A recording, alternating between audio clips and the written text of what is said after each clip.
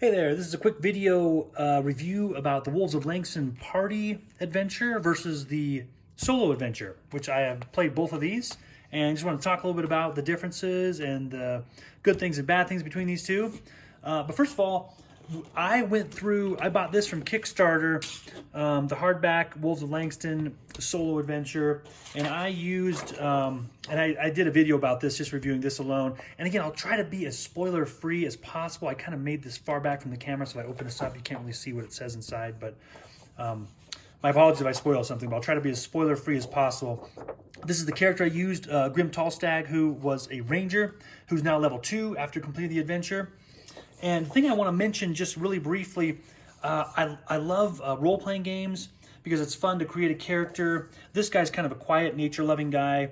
I like nature, but I'm not necessarily quiet all the time. This guy's a little bit slow to trust people. I might be a little bit overly trusting. So it's kind of fun to play a character that is a little bit different than you would be in real life, just to kind of see what's it like to be Grim Tallstag, and what would he do in the situation. And I really tried to make choices in this solo adventure according to what the character would do and not what I would do. And some of the results I liked, and some of the results I didn't like. But either way, it was really fun to play this character and go through the solo adventure. The thought I had was, when I got this out, was, again, this is a fictional character here. What if you made a character sheet about you, about yourself? And you looked on here like, hey, how's my strength? How's my dexterity and constitution? And how resilient am I? Am I intelligent? Am I wise? Am I charismatic? I mean, we could talk about a lot of things on this, but just these 6 things here in general, how would these be measured for you? Again, these are just random dice rolls that I assigned according to the quick build. And again, I used the Outlander background, what the quick build recommended for the Ranger. But what would these things look like for you? Grim Tallstag is not the most charismatic guy. And so because of that, he was not very good at performance and persuasion and intimidation and deception. He wasn't really very good at those things. Mainly persuasion was one thing I was really bothered by, because sometimes I wanted to persuade people in the adventure and I wasn't able to because Grim Tallstag is not that charismatic. So if you think about the scores you'd give yourself right here, what's a score that'd be a little bit low that you'd maybe want to work on to be a little bit better? And it could be any one of these things. I think that's really cool to think about because it gives you an idea on where you're weak, where you're strong, where you can really perform as a human being in society, and where maybe you need a little bit of work to tune yourself up. So just a thought here going through there. But about the review here. So I got this from Kickstarter, and the thing that I think is really cool about this, so here's how I ended up with this. Over spring break, my family went to go visit my brother and sister-in-law and their kids. And I know one of their kids really likes Dungeons and Dragons, doesn't have a lot of opportunities to play. And so I thought, hey, let's do an adventure and we'll play. I'm not a super experienced DM. I've done a few things, and so I thought, man, how am I going to put an adventure together really quick that I'm really prepared for to present to these kids? And I remembered that I'd played through this, and I remembered that online they had a party module. I think this was like $20 or something for the PDF. And the cool thing is, I had already played through this, and so I basically knew, well, according to the choices I made, I basically knew what was going to happen in this adventure. And then so when I bought this, and I printed it out, so there was 2 pages per sheet here, and just put some binder clips on it right here to clip it all together. So these can be removed, and I can take pages out for maps and stuff if I want to. But the cool thing is I can open this up as a DM, and I can see 4 pages of information here. And I just kind of skimmed through it really quick and noticed some things in here. I think they have some additional combat encounters in here to make this a little bit more difficult for a party of adventurers as opposed to just one single person. They could have been in this, that maybe I just didn't get to them because of the choices I made. I don't know. But there are a few more things in here that I didn't know from this because of the choices that I made. So it was actually kind of cool to go through this and see, oh, here's the whole thing unfolding, and here's what everybody was thinking. And I don't know if that spoiled it for me or not, but I was able to play this again solo without knowing anything, and that was a lot of fun. But I felt well prepared for this because I'd already played it. as a DM. So I went through this and just kind of skimmed it really quick, and then read through it a little more thoroughly on the car ride out there, just the kind of some of the things that I wanted a little more information about, and felt very prepared for the adventure. And again, I'm not a super experienced DM, and so a lot of decisions I just made on the fly. The boys sometimes would get their rule books out, and I'd be like, no, put your player's manual away. We're just going to make a call on it, and we'll look the rule up later, just to keep the game moving. There's a lot of videos and controversy about this, but we didn't roll for initiative, and because I think there was two of them playing and me as the DM, so I just basically went left to right. I said, "You, what are you doing? You, what are you doing?" And then I took a turn with the NPCs or the enemies. That made the game move a little bit quicker, and we were able to complete this adventure in 2 sessions that were probably about an hour and a half long. There were some things that I skipped because I felt like certain encounters were getting repetitive, and I just felt, for me, myself, it seemed like, okay, we're kind of doing the same thing a few times. So we just skipped a couple of things to move the story forward. Or there were some additional areas where something was supposed to happen, and I just skipped over it so that we could move the adventure along. So there wasn't a lot. There was a few things that we did with that, but that way we were able to complete this adventure in 2 sessions that were about an hour and a half each.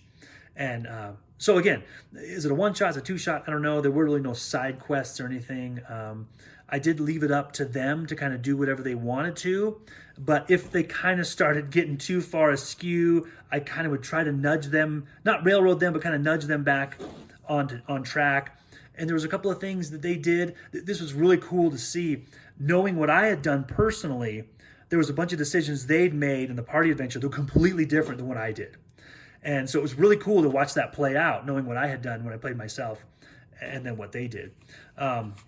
And the cool thing about the way this is laid out, so at the beginning here, and I hope this is small enough so you can't read all this stuff and spoil anything, they give you a little bit of blurb about a couple of the key characters and about the town at the beginning here. And then they get, and just kind of a little summary on what to expect and for the DM. And then here is where you actually start the adventure. And the cool thing is these little white boxes here have a little bit of text in them that it says you can read aloud or summarize to the group.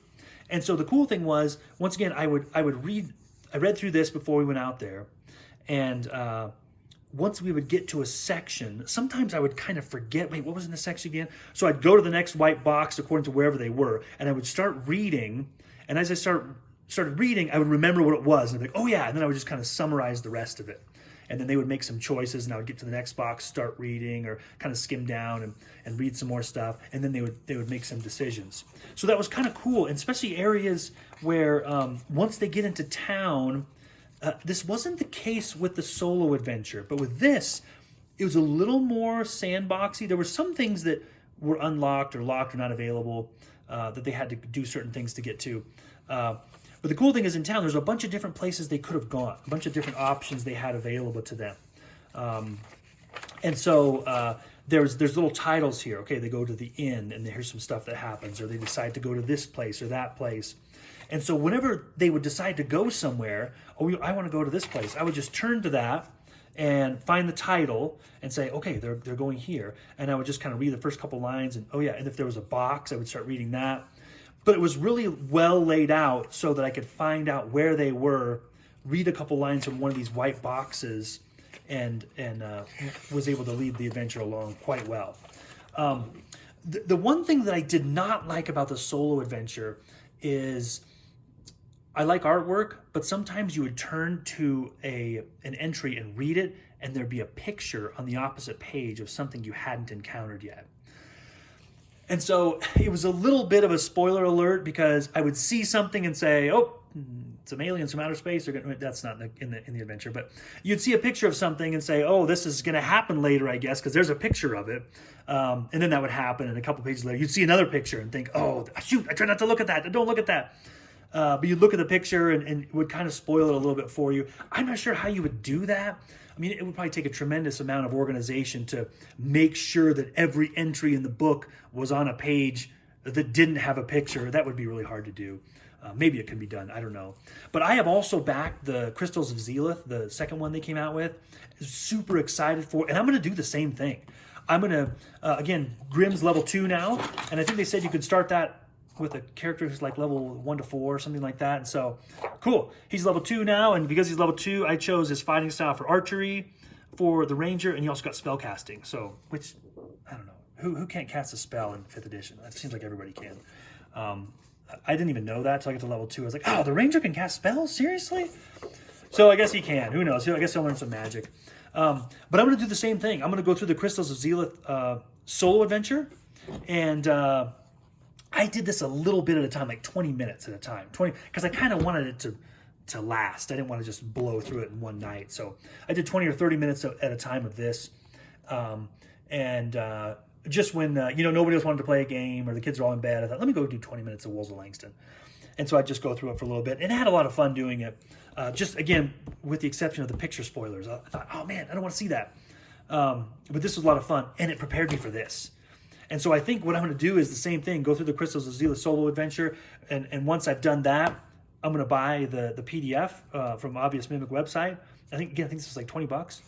And I called Staples about printing it out, and they're like, it's like $1 a sheet. And I thought, holy moly, man. So again, I just put these 2 to a sheet, printed this all out, and just put it together with some binder clips. And then I already have an adventure already prepared for a group.